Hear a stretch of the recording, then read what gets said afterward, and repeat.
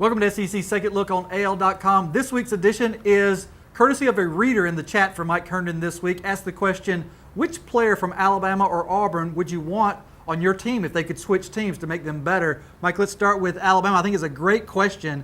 What could Alabama get from Auburn that would make Alabama much better? Well, I mean, obviously the question that's the position that's still in play, the big question mark at Alabama is quarterback.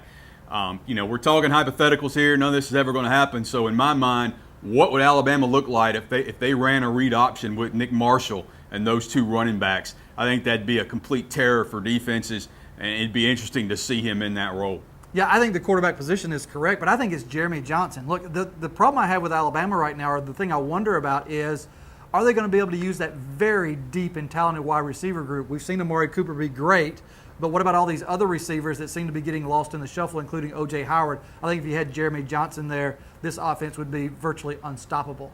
Now, the other way around, with what could Auburn improve from getting one player from Alabama? Who do you go with, Mike? Well, it's not necessarily a position of need because they got two really good ones themselves. But to me, Amari Cooper on any other team makes them immeasurably better just because he's such a game breaker and such a good player.